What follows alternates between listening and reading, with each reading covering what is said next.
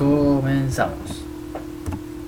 Vamos a revisar entonces la clase del jueves pasado, que es la de biosíntesis de aminoácidos.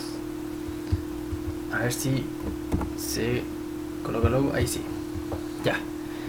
Bueno, esta clase se basa en la clase original, como les comentaba el otro día, pero tiene hartas cosas distintas, así que atención.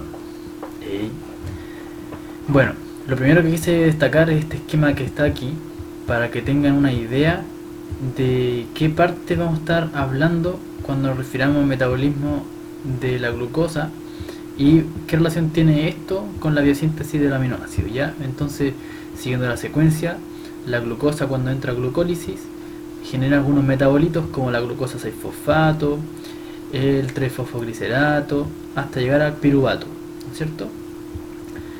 Bueno, cada uno de estos metabolitos se puede desviar si el organismo lo requiere para sintetizar ciertas sustancias. Por ejemplo, la glucosa 6-fosfato, vía pentosa fosfato, puede generar este metabolito que está aquí, que es la ribosa 5-fosfato, y a partir de este se puede generar un aminoácido. Si continuamos con la glucólisis, podemos generar este otro metabolito, y a partir de este también vía pentosa fosfato podemos generar este otro metabolito, que es la eritrosa 4-fosfato. Y desde aquí podemos nosotros generar estos aminoácidos. Así sucesivamente. A partir del piruvato podemos generar estos otros. A partir de metabolitos del ciclo de Krebs, como el alfa-cetoglutarato y el oxalacetato, podemos generar estos otros aminoácidos y estos otros aminoácidos. Entonces, lo que yo quiero que se queden con esta imagen es básicamente que no es todo desordenado, que tiene un orden y que tienen que saber encuadrar el contexto de la biosíntesis de aminoácidos. Ya, sigamos. Los objetivos de esta clase, que son los que mencioné en la clase de la profesora original, va a ser identificar las diferentes rutas metabólicas de la biosíntesis de los aminoácidos, que es lo que precisamente le estaba hablando en la diapositiva anterior. Segundo, en importancia, ya, identificar el origen molecular y el tratamiento de la fenilcetonuria. Ya vamos a tener que definir, de hecho en la última diapositiva sale un ejercicio donde hay que definir qué es la fenilcetonuria, cuáles son los síntomas y los signos, cuáles son los tratamientos para la fenilcetonuria, ¿ya? Y eso también saber encuadrarlo dentro del contexto de ustedes como nutricionistas. Y por último, relacionar las diferentes vías de regulación. Cómo se regula la biosíntesis de los aminoácidos. Esto lo presenté también en la clase. Ojalá que no le haya sido tan latero, pero bueno, lo voy a repetir igual. Lo que estoy haciendo aquí con este cuadro es básicamente transformar el aminoácido original, como la alanina, la arginina, transformarlos a elementos conocidos, para que cuando nosotros hagamos la historia podamos relacionar bien los aminoácidos entre sí y también con su metabolito principal, con el precursor. Por ejemplo, la alanina va a ser en la historia aladín, la arginina argentina, la asparagina un espárrago, el aspartato los espartanos, pero aquí se van a llamar aspartanos, la cisteína va a ser cistitis, el glutamato y la glutamina van a ser los peces, que hacen glu glu. La glicina va a ser en la historia glicemia, la histidina va a ser la histología, la leucina y la isoleucina van a ser leucemia, lisina va a ser Lisa Simpson, la metionina va a ser meteorito, la fenilalalina un fénix, la prolina prole, serina serena, treonina Teo, ya que es Dios. Esto fue súper absurdo, pero bueno, se me ocurrió eso. Triptófano va a ser triste, y la tirosina tiroides, y por último la valina va a ser bala. Entonces yo con estas palabras voy a hacerme una historia, y la idea de esto es que ustedes puedan relacionar dentro de una misma historia una cierta cantidad de aminoácidos para que sepan que tiene un precursor inicial. Esa es la idea, por eso razonicé este asunto. Entonces lo que nosotros queremos hacer es relacionar estos aminoácidos que están aquí abajito dentro de un mismo precursor. Y para eso, ¿cómo lo vamos a hacer? Lo vamos a hacer con historias. estos aminoácidos que están acá son de este precursor. Y así sucesivamente, conocer las 6 familias de los aminoácidos. Pero antes que todo, ¿qué son los aminoácidos? Los aminoácidos van a ser los monómeros de las proteínas, van a ser moléculas biológicas que van a contar de un extremo amino, que es este 4 rojo, el NH2, y un grupo ácido carboxilo, un grupo ácido, que es esto que está acá, que es el COOH. Todos los aminoácidos van a tener estas dos partes. La parte que los va a diferenciar va a ser la R. La R va a diferenciar, o es la única parte que diferencia entre cada uno de los 20 aminoácidos. Los aminoácidos se pueden clasificar también como no esenciales y esenciales, y también hay un subgrupo como parcialmente esenciales, que son en ciertas condiciones de la vida donde son esenciales, ya que son cuando hay crecimiento, por ejemplo. Ustedes tienen que aprenderse, me imagino como nutricionista, cuáles son los esenciales, ¿ya? Y para ello nosotros podemos utilizar una mnemotecnia que dice así: Fernanda, una niña, hizo un lío tremendo y Valentina le metió un tríptico. Entonces, ¿qué significa esto? Fernanda va a ser fenilalanina. Iso, tienen que recordar que tiene dos partes, una H, que es la histidina, iso es la isoleucina. Lío va a estar formado por li, que es la lisina, tre de treonina, valentina es valina, le de leucina, metio de metionina, y aquí dice triptófano y yo lo modifiqué por tríptico para que no fuera lo mismo porque era estúpido, ¿no es cierto? Entonces, si ustedes se recuerdan esta historia, Fernanda hizo un lío tremendo y Valentina le metió un triptófano. Si ustedes recuerdan esta historia, van a poder deducir muchos aminoácidos, tal vez no la totalidad, pero vaya o sí, ¿ya? Recuerden esto. Entonces, si yo les tapo acá, no sé por qué no puse el cuadrito, debería haberlo colocado, pero vamos para atrás. Ahí sí. Si coloco Fernanda, ¿qué es lo que es Fernanda? Tienen que recordar fenilalanina. La H de histidina. Iso de isoleucina. Un lío, lisina. Tremendo de treonina. Valentina, valina. Metio, metionina. Tríptico, triptófano. Recuerden esa mnemotecnia, a ver si los pueden sacar, porque de alguna forma les pueden preguntar mencione 5 aminoácidos esenciales o 9 aminoácidos esenciales, que son los totales, etcétera. Así que ténganlo en consideración esta diapositiva. Bien, esa es una forma de clasificar los aminoácidos, esenciales y no esenciales, pero también los podemos subclasificar dependiendo del precursor. Podemos tener la familia del precursor alfa-cetoglutarato, la familia del oxalacetato, que son las dos más grandes y por eso las destaqué primero, y después vienen otras más chiquititas, que son las del piruvato, el 3-fosfoglicerato, la eritrosa 4-fosfato y la ribosa 5-fosfato. Ojo que la familia del alfa-cetoglutarato y la del oxalacetato son del ciclo de Krebs, para que lo tengan en consideración. Están aquí abajito. Entonces, lo que les estaba comentando es alfa-cetoglutarato. ¿Dónde se encuentra esta familia?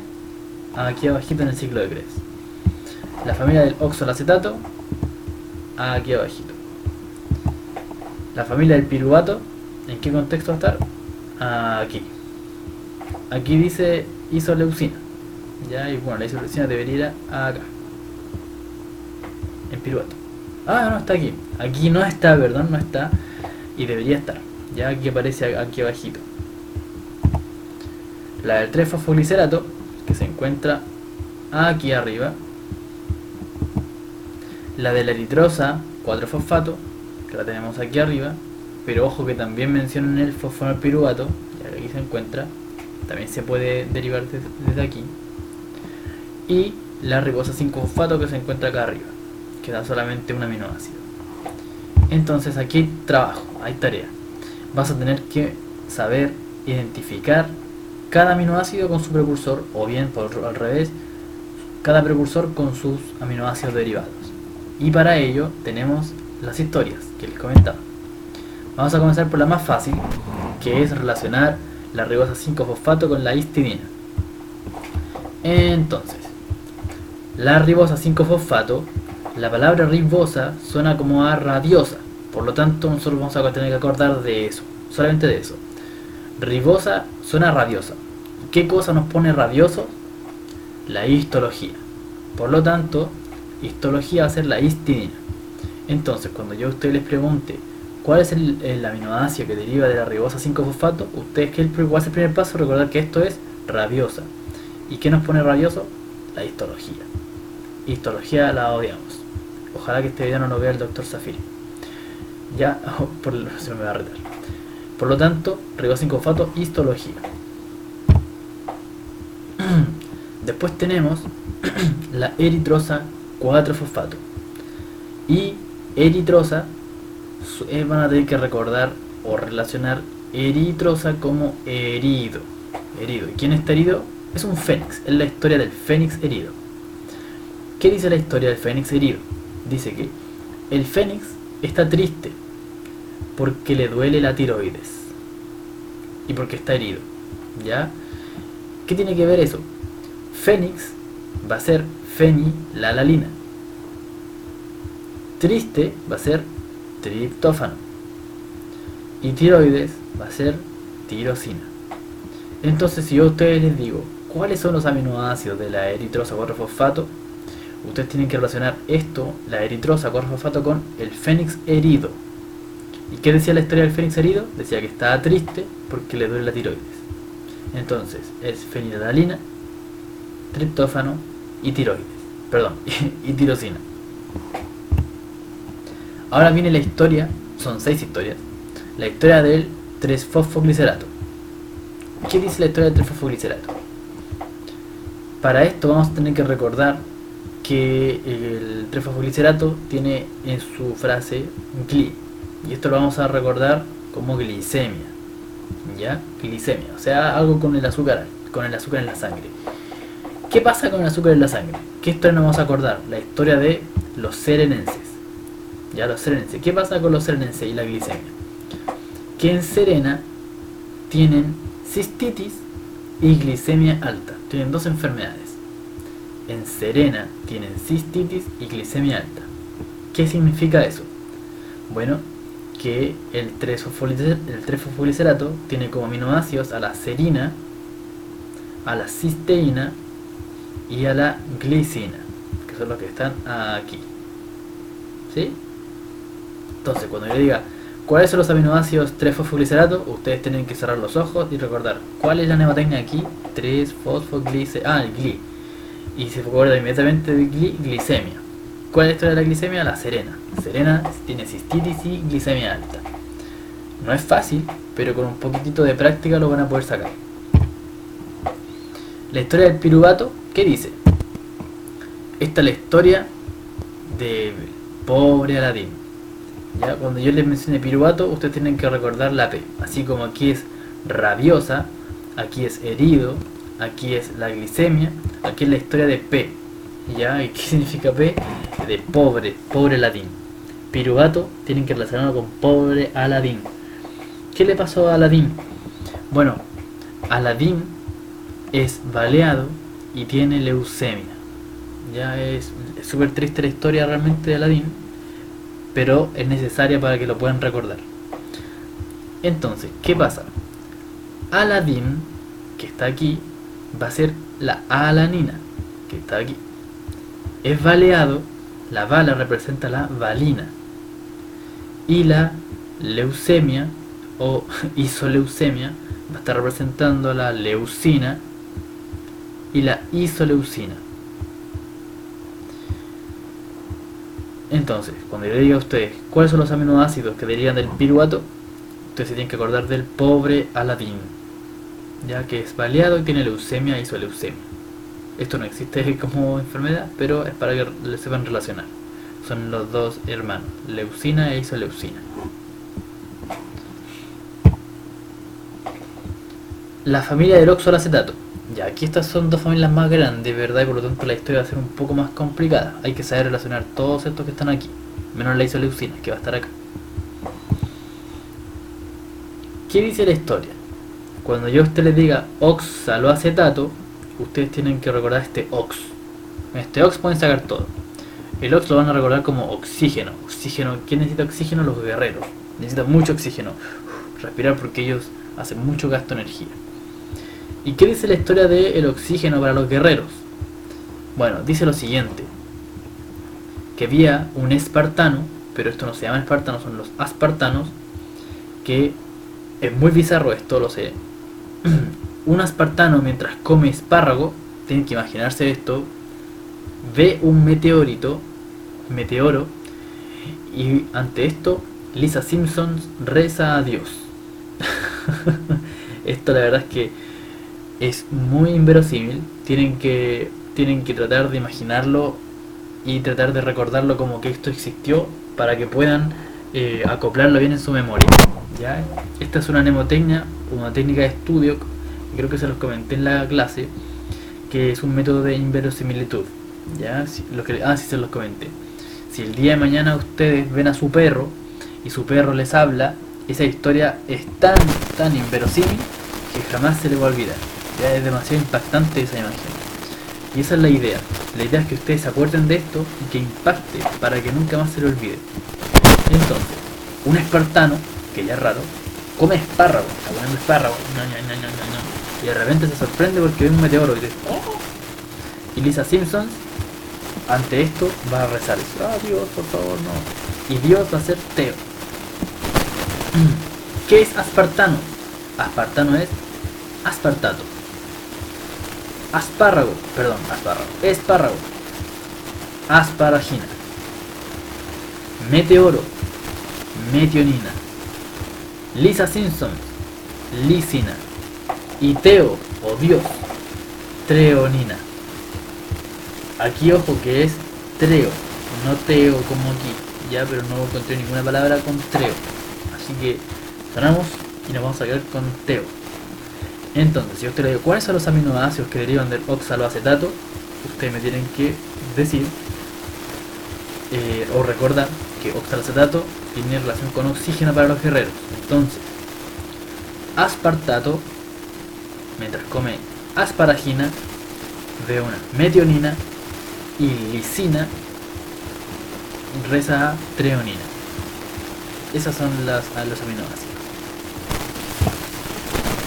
Después tenemos la familia del alfa-cetoglutarato. Y esta familia es bastante peculiar porque aquí tenemos a los argentinos, ¿cierto? Los alfa, los machos alfa, los argentinos que se creen lo mejor. Entonces, ¿qué pasa con ellos? Bueno, que la gente de Argentina le encanta comer pescado, le gustan mucho. Entonces, a la prole argentina le gustan los peces. A la prole argentina le gustan los peces. ¿Qué significa esto? Bueno, prole va a ser prolina. Argentina va a ser arginina. Y los peces va a ser glu glu, porque los peces hacen glu glu. ¿Y qué significa glu glu? Es glutamina y glutamato. Entonces, cuando yo les diga cuáles son los aminoácidos que derivan del alfa-cetoglutarato, ustedes tienen que recordar alfa, que son los que tienen que relacionar con los alfa, los argentinos. Y se acuerdan de la historia de la prole argentina. La prole argentina les gustan los peces. Y aquí tenemos prolina, arginina, glutamato y glucagón. Esas son las 6 familias. Rabiosa, herido, la historia de la rabiosa, la historia del fénix herido, la historia de los serenenses con la glicemia alta, la historia del pobre Aladín, la historia del oxígeno para los guerreros y la historia de los argentinos. Si ustedes lo pueden deducir de ahí, pueden recordar bastantes aminoácidos. Esto es tarea para ustedes si bien lo hacen en un papelito, ponen pausa al video y lo realizan. ¿Cuáles son los aminoácidos que derivan de la ribosa 5-fosfato? ¿De qué se tienen que acordar aquí? De lo que nos da rabia, de lo rabioso. Eritrosa 4-fosfato, la historia del fénix herido, eritrosa. Trefosfolicerato, GLI, la historia de los que tienen la glicemia alta, los serenenses. Piruvato, pobre Aladín. ¿Qué le pasó a Aladín? ¿Por qué es pobre la historia de pobre Aladín? ¿Qué tenía y qué le llegó? Oxaloacetato, Ox, el oxígeno para los guerreros, ¿cierto? ¿Qué estaba haciendo ese guerrero? ¿Cómo se llamaban los guerreros? ¿Qué estaba haciendo? ¿Qué vio?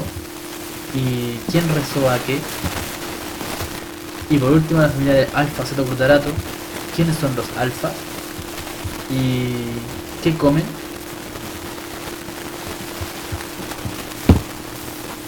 Hasta ahí llegó todo lo que era mnemotecnia, ¿ya? Ahora viene un poquito más de materia, pero que tampoco es mucho. Los aminoácidos tienen distintas funciones. Una, formar parte de las proteínas, como monómeros, también como fuente principal de nitrógeno. Cuando nosotros necesitamos nitrógeno en alguna ruta metabólica, podemos extraerla de los aminoácidos.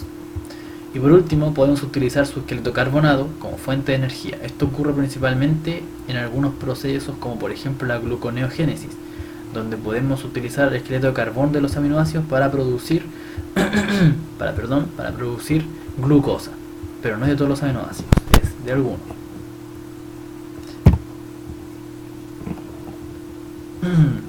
Bien, las moléculas que tienen disposición inmediata pueden proceder de la degradación en la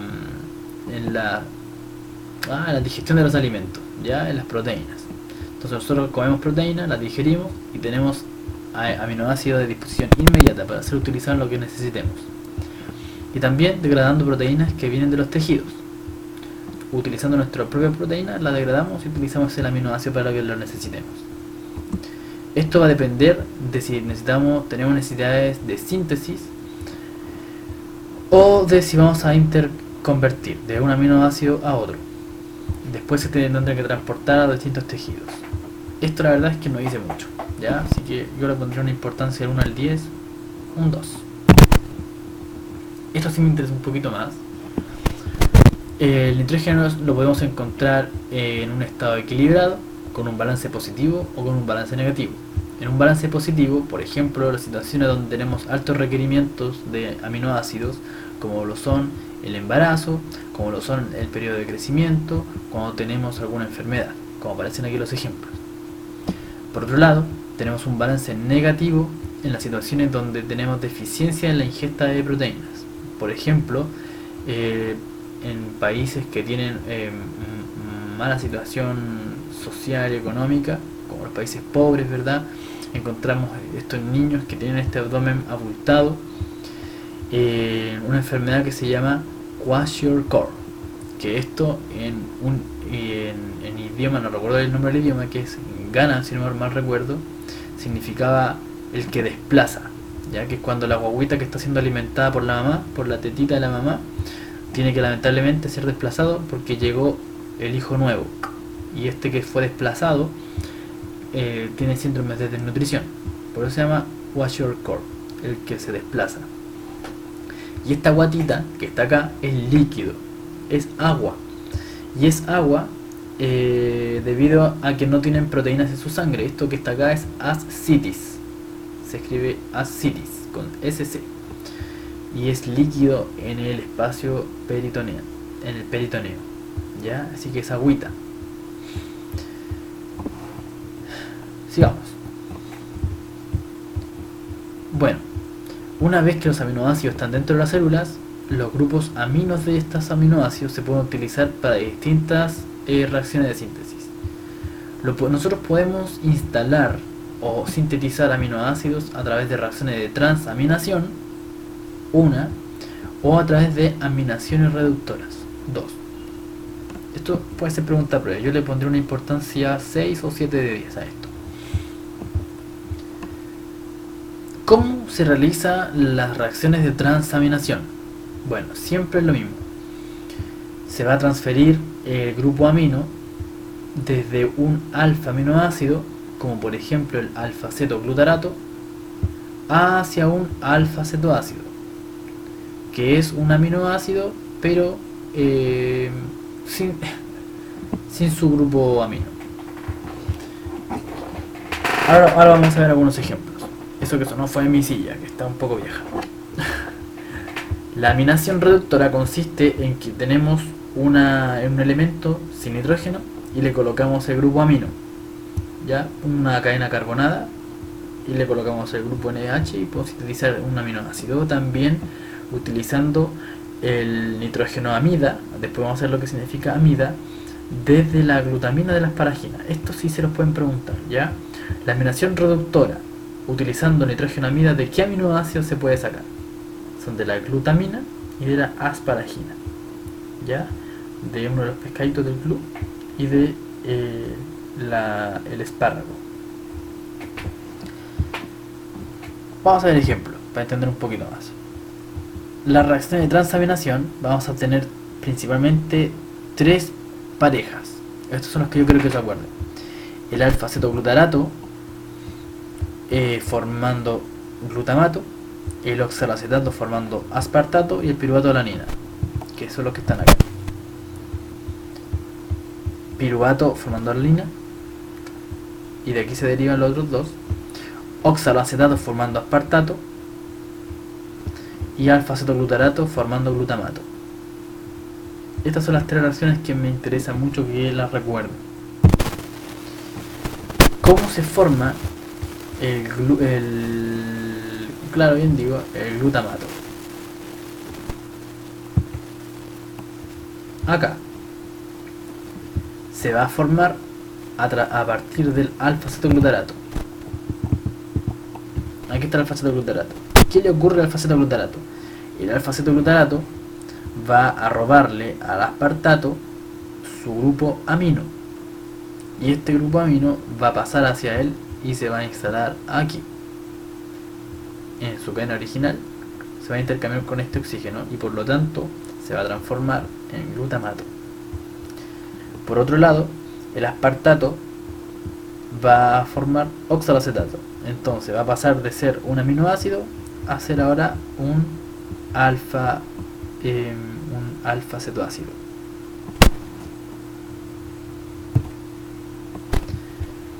¿Cómo se forma la asparagina? Bien, la asparagina, ¿se acuerdan el grupo? No se preocupen. La asparagina, no lo tengo aquí, no importa. El oxaloacetato, no lo tengo, no importa. Ahí sí. La asparagina va a ocurrir de la siguiente reacción. El aspartato, que está aquí, va a robarle el grupo amino a la glutamina. ¿Se acuerdan que habían dos dadores? Uno era el aspartato, uno era la asparagina y la otra era la glutamina. No, la asparagina no la tengo aquí. Estos son los dos dadores de aminoácidos.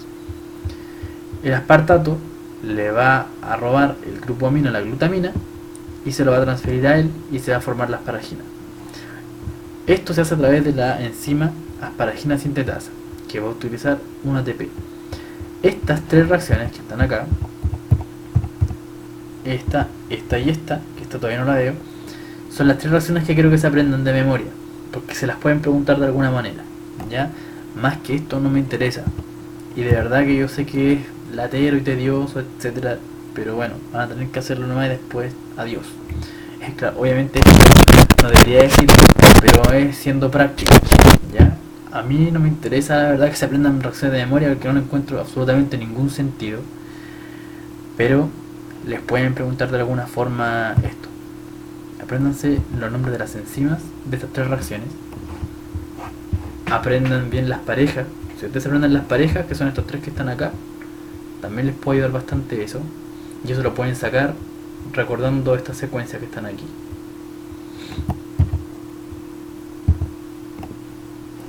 Y por último, ¿cómo se forma la alanina? Bueno, la alanina se forma a partir del piruvato, que va a robar el grupo amino del glutamato. Y esto lo hace a través de la alanina transaminasa. Otra cosa que también me interesaba que recordaran, pero no sé si sea muy relevante para ustedes, yo creo que sí, también tienen que saberlo, es recordar que estas enzimas, que son las transaminasas, la GOT o AST y la ALT, Van a ser enzimas que se utilizan mucho en clínica. ¿Por qué? Porque miden función hepática. Si estas enzimas se encuentran muy disminuidas, perdón, muy elevadas, hacen una alusión a que la célula se rompió y por lo tanto son liberadas estas enzimas hacia el torrente sanguíneo, ¿ya? Y son marcadores de daño hepático. Bien, eso también se nos pueden preguntar. ¿Cuál es la vitamina que se utiliza en las reacciones de síntesis de aminoácidos para la transaminación? Va a ser la pirotixina. La pirotixina es la vitamina B6 pero en forma inactiva. La forma activa de la vitamina B6 se llama pirotixal 5-fosfato o PLP, que es lo que aparece aquí. La PLP entonces va a ser la forma activa de la vitamina B6 y la pirotixina va a ser la forma inactiva.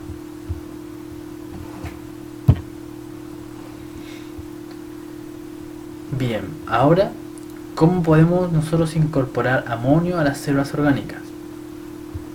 Es decir, aquí tengo una célula orgánica, un alfa-cetoácido, y le vamos a integrar este grupo amonio. Para ello lo podemos hacer a través de aminación reductora de alfa-cetoácidos. ¿Se acuerdan qué significa reductora? Significa que va a recibir electrones. Y esto químicamente en la fórmula lo podemos ver representado por protones, porque si recibe electrón va a recibir un protón. Por lo tanto, este alfa-cetoglutarato, que es un alfa-cetoácido, va a recibir este grupo amino gracias a que un NADPH va a estar oxidándose y por lo tanto este se va a reducir. ¿Qué le pasa al alfa-cetoglutarato cuando se amina? Forma glutamato. Esta es la pareja que siempre tienen que recordar. De aquí, ¿algo más que me interese? Pues la verdad es que no.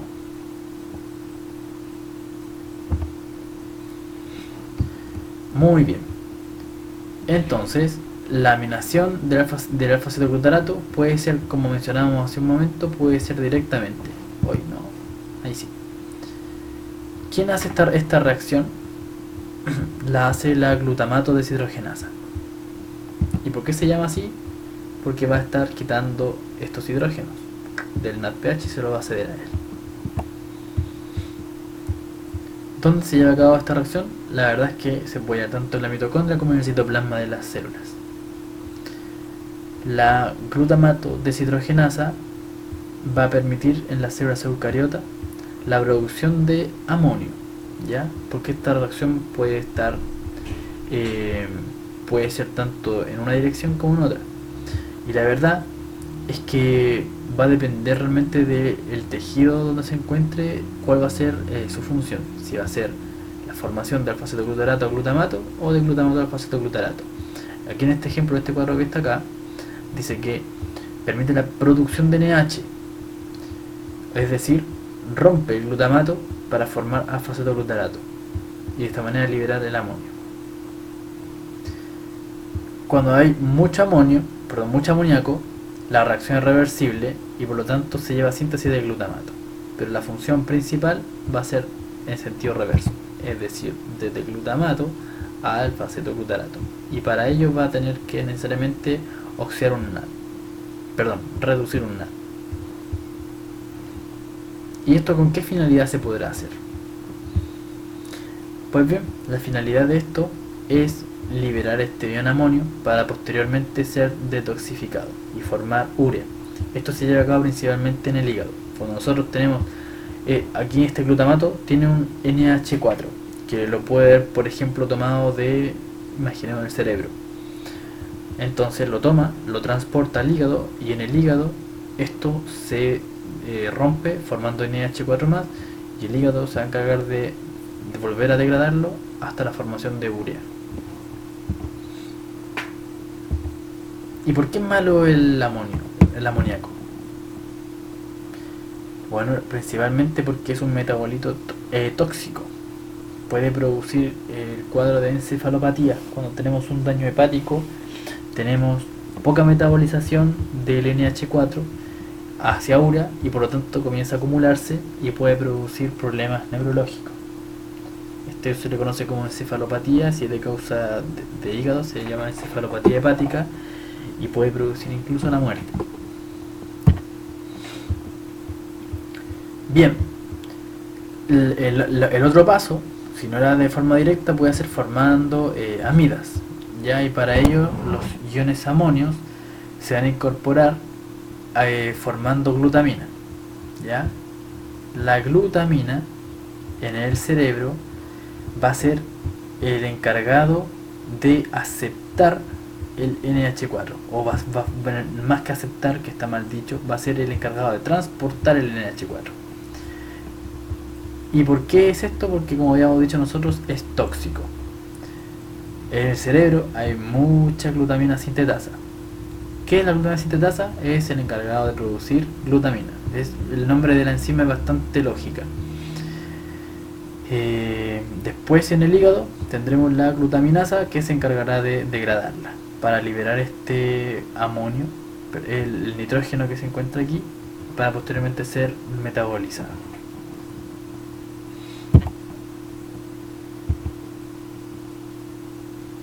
No, aquí me equivoqué. Este cuadro que está acá es realmente el de acá, porque este NH3 que está acá es el mismo que está acá. Esta es una diapositiva de la clase original. La glutamina, como habíamos dicho, puede servir como dador de nitrógeno para distintas vías.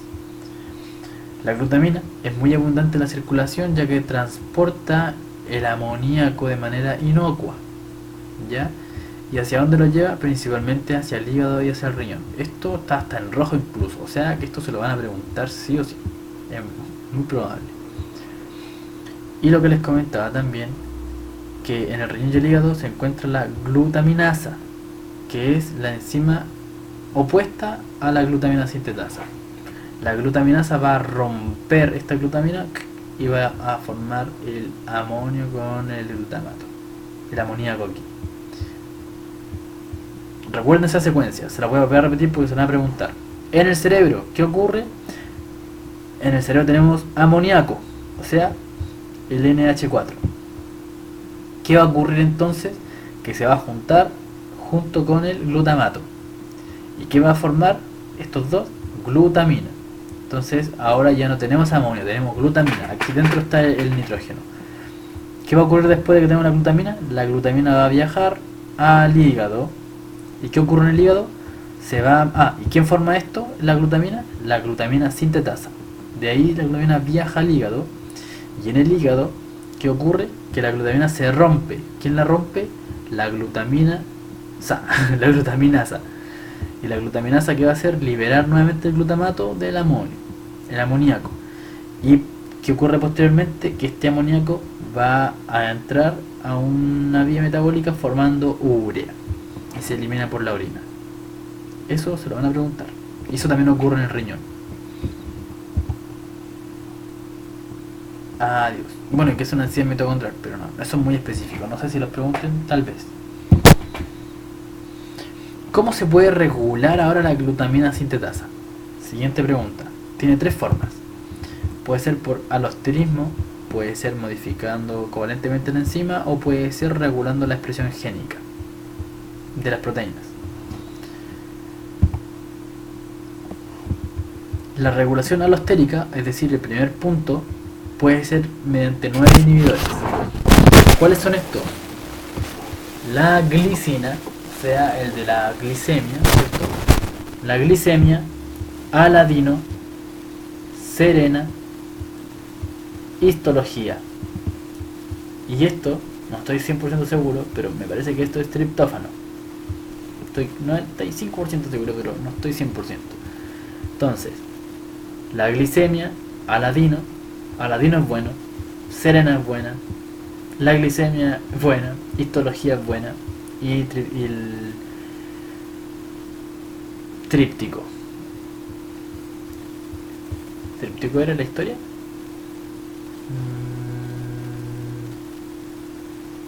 Habría que recordarlo, pero no me acuerdo ahora mismo. Así que Recuerden estos aminoácidos al menos, porque se los pueden preguntar, ¿ya? Los otros 4 van a ser la citosina trifosfato, la adenosin monofosfato, la carbamoilfosfato y la glucosamina 6-fosfato. Estas son un poco más complicadas de recordarlas tal vez, y estas dos son un poco más fáciles. Recuerden los 9 inhibidores feedback de la glutamina sintetasa. ¿Esta dónde estaba? ¿Se acuerdan? En el cerebro. Porque la otra era la glutaminasa, que no es lo mismo.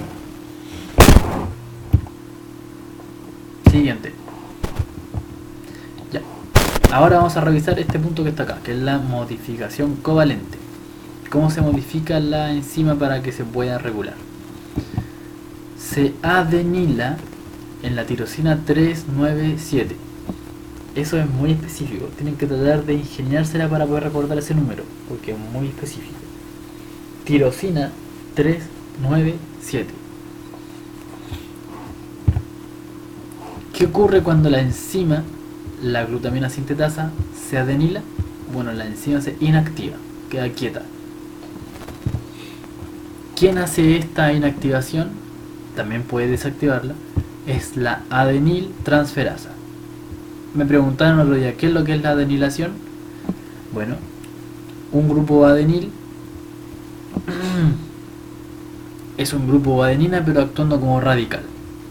Tengo yo por ejemplo una cadena de carbonos, y si esa cadena de carbonos tiene un radical, un cachito de metano, se llama metil.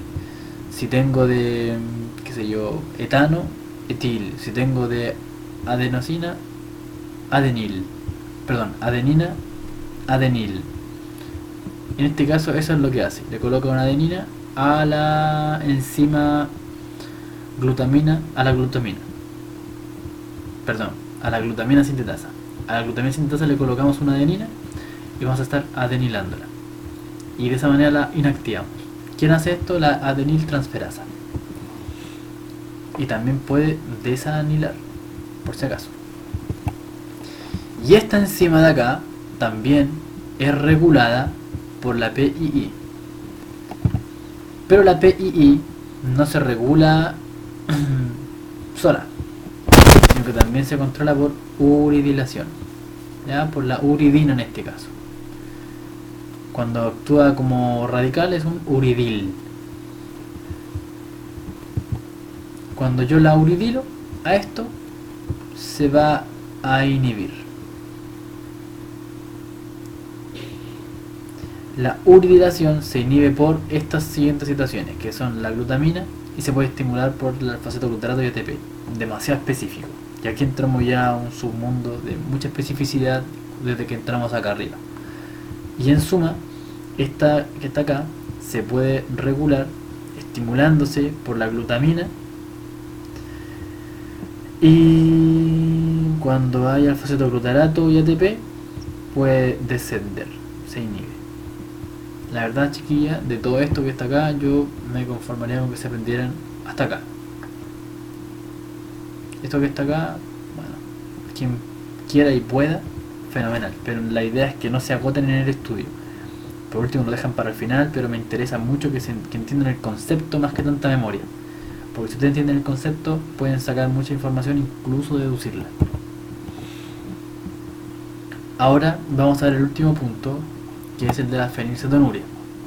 Vamos a responder las siguientes preguntas. ¿Qué es la fenilcetonuria? ¿Cuál es el origen molecular? ¿Cuáles son los síntomas?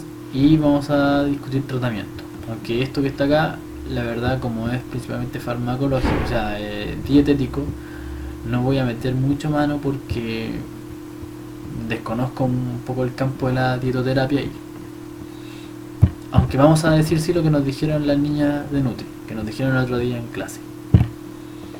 Primero que todo, fenilcetonuria corresponde cuando nosotros tenemos exceso de fenilalanina, y por lo tanto tanto que va a salir por la orina, ¿ya? Esta es una enfermedad metabólica, obvio, porque está hablando de metabolismo de aminoácidos, en donde no tenemos la capacidad para producir tirosina, es decir, de fenilalanina vamos a tener incapacidad para producir tirosina. Por lo tanto está fallando esta enzima. la fenilalanina hidroxilasa. Esto es pregunta de prueba. ¿Cómo se llama la enzima o cuál es la enzima que está fallando en la fenilcetonuria? Esta que está acá, la fenilalanina hidroxilasa. No se puede hidroxilar y no se puede formar tirosina. Este OH que está acá no se puede poner. ¿Dónde ocurre esto? En la PKU o fenilcetouria, fenilketonuria, que es lo mismo. Esto es lo mismo que PKU. Sabiendo eso, yo creo que ya saben gran parte de la probabilidad que les puedan preguntar, ¿ya? No creo que les pregunten otra cosa más, a lo mejor sí, no lo sé, pero sigamos viendo en todo caso. Entonces, la fenilcetonuria vamos a tener hiperfenilalanemia, es decir, mucha fenilalanina en la sangre, y por lo tanto va a salir por la orina. ¿A qué se debe? Se debe a una deficiencia en la fenilalanina hidroxilasa, que es la que estaba acá. Por lo tanto se va a acumular y es tóxica. ¿Cuáles son los síntomas y signos que puede haber?